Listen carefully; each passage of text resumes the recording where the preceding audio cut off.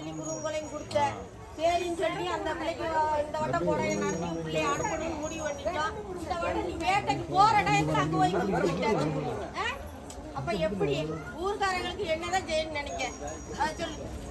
முழுசா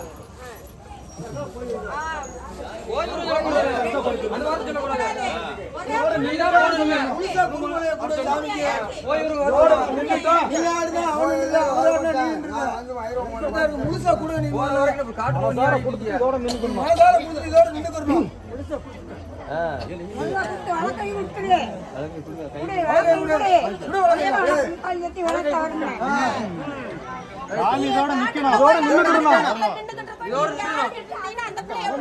கஷ்டப்படுது.